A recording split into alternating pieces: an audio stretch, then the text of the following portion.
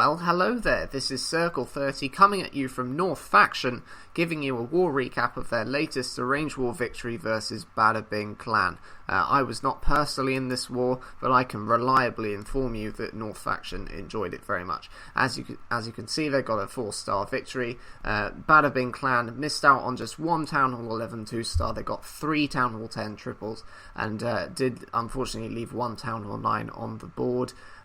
North Faction, on the other hand, got 2 Town Hall 11 3-stars, 3 Town Hall 10 3-stars, and they cleared the 9s. In particular, shout out to Leviathan from North Faction, who got a 6-star war against Town Hall 11s, which is very impressive. We're going to look at his raid on number 1, Terry, with mass bowlers. Now, Leviathan is doing a no-nonsense entry here. He's got 2 sets of bowlers to funnel, and then he's going to drop a jump and go straight in with his largest pack of bowlers right up the gut. Going to drop his heroes, all 3 of them.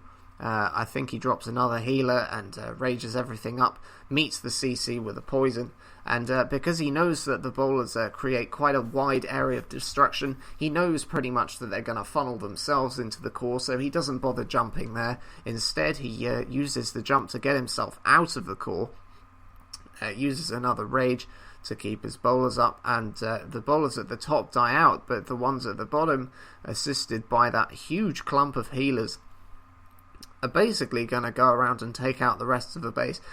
That portion of the raid was lightning fast, and that's probably part of the reason why it was so successful. Defense is not really getting enough time to shoot everything down, and as a result he's got about 10 bowlers backed up by his queen and his warden, and loads of healers, so they're going to go one way and clear out the top of the base, and then they're going to go the other way and clear out the bottom of the base. And Leviathan has stomped this base as if it was some kind of dip, but it's actually a max Town Hall 11, so a very impressive job to be able to do that so quickly. This part of the raid is going to take some time because he hasn't got much firepower, but he's got more than enough tanking power, as it were, in his healers, keeping all his troops alive. The bowlers finish the top end of the base. Now we have to watch them waddle all the way around the left hand side so they can get to the bottom of the base, beat through a few more walls. Eventually they will get the 3-star, I promise. I'm going to speed this bit of the raid up because this is positively boring, watching troops take out trash buildings, and I'm really running out of things to say as the troops keep breaking through walls. Queen living up to her namesake, favourite target, wall, definitely. Supercell needs to put that in her description. But that is a 3-star for Leviathan, and as I say, he also tripled number 3, probably without even opening his eyes.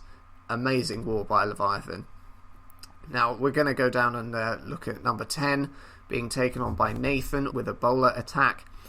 He's going to start his raid off with a queen walk, funnels it with a baby dragon, wants the queen to walk north, and what he's going to try and do with his queen walk is sort of take out this protruding section of the base that might funnel his bowlers the wrong way, or the way he doesn't want to.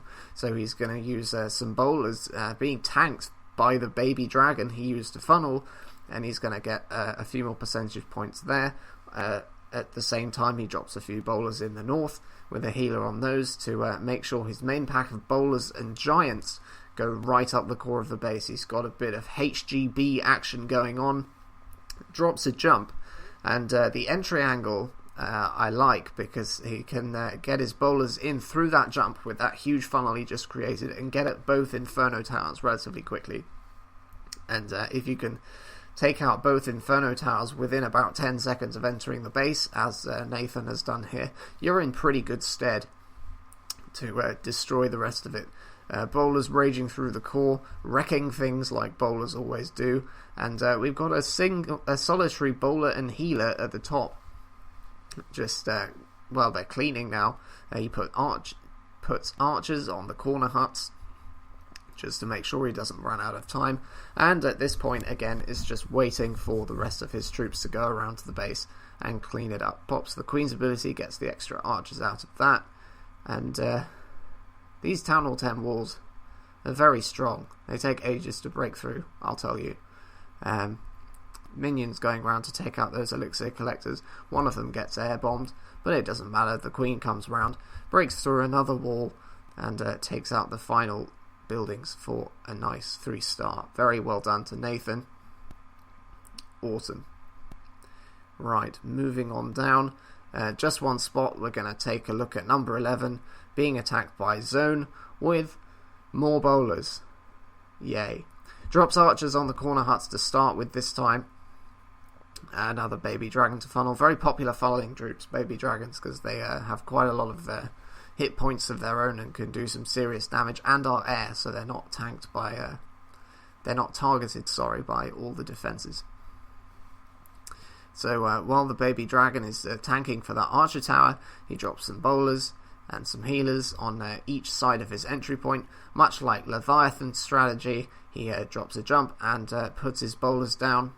And because he's made that nice funnel with his bowler healer mini walk things, he can just drop everything straight into the base. Uses a rage to get through that first inferno tower, and once again just elects not to use a jump to get into the very core of the base, because he knows that because the bowlers have made that wide path, he can trust them to funnel in there himself.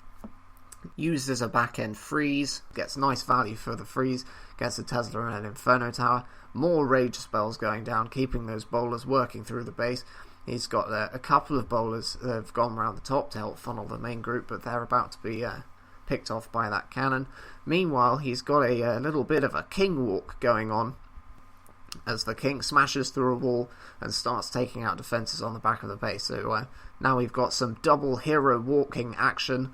We've got the Queen with a healer backing her up, and a king with some more healers backing him up, and some bowlers in the middle, just doing what bowlers do best, throwing rocks at stuff, taking out buildings. And once again, it's just a case of waiting. He drops a clever little minion on the top to take out 2 cannons and a builder hut, which is one of the highest value minions I've ever seen. Queen is still breaking through walls. King is breaking through walls, but that's more acceptable because he can't target anything without getting through the walls. And yeah, that is going to be another 3-star for North Faction. Very well done to Zone on making that look positively straightforward. Right, moving on down to some Town Hall 9 action. We've got more bowlers. We've got bowlers in the clan castle, bowlers all over the place with some HGHB. He's going to come in at the top with his giants, but he's not going to drop all of his giants there. He thinks, I know, I'm going to use one to make a nice clean funnel at the top, which is fair enough. He knows his bowlers are kind of prone to walking if you don't make that big funnel, because they target things quite a long way away from them. So once that massive funnel is in, the bowlers come into the base. They face off with a CC full of minions, but there's a poison coming out to meet them. Queen wonders whether she's going to walk out of the base, eventually decides against it, which is nice. And meanwhile, he's got a rage to just catch everything as it walks into the core. And as the North family has been discovering over the past few weeks, if you can just get bowlers under rage into the core of a base under some form of tanking at Town Hall 9, it really is approaching game over, because they just nuke everything in a 9-tile radius, and that is exactly what we're seeing here. Bowlers have decided to go right, but that's okay. The entire core is now gutted, and the Queen is walking north, and he's just going to bring hogs to sprinkle around the back of the base to pick up the defences that the kill squad didn't manage to reach. The Queen Walk's still going round to the top of the base, and now the Wizard Tower is going to be tanked by the healers, interestingly, and that is going to work out well in the end, as the hogs move round to the final defences and are kept alive by a heal spell. There's going to be more than enough of them to finish taking out the defences, and again, it is just a matter of cleaning up at this point. He's got a couple of goblins and a wizard left he could deploy. Also got a spare poison spell. It doesn't matter whether he drops that or not. He could swag it on the clan castle like a pro, but I think he might. No, he's going to. There we go. That is the swag poison right there, and nice raid for Nick with HGHB.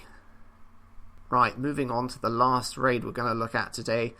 This is Mike taking on number 22 with a bowler-free attack I'm glad to say that this is Gofar Ho. It's going to have a queen walk in it, and this is quite a compact base, so they're rather interesting bases to queen walk, or compact bases, because you get very good value, because you get a lot of defenses and peripheral structures from that outer wall, but at the same time there's more DPS coming at you, so you've got to be a bit careful.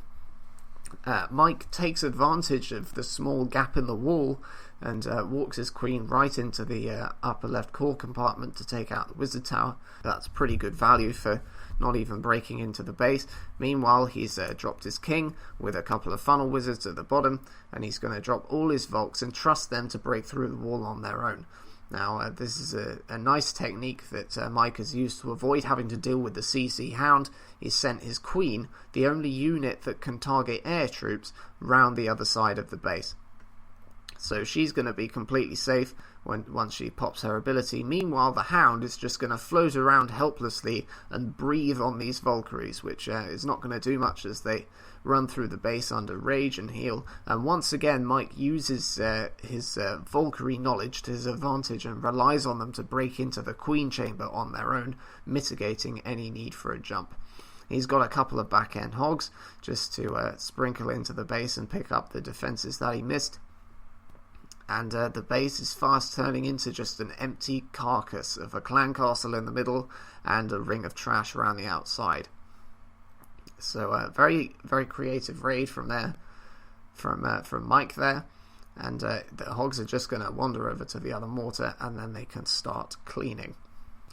He's also got a ton of Valkyries alive, which are being assisted by healers, which is very nice to see with the compact bases, with the peripheral outer structures. Volks are very fast at cleaning, along with the hogs that can break through walls. So, excellent raid from Mike, just needs to break through and get the clan castle, but the hogs have got that dealt with, and that is a 3-star. So that was your brief 12-minute guide to North Faction versus Bada Clan.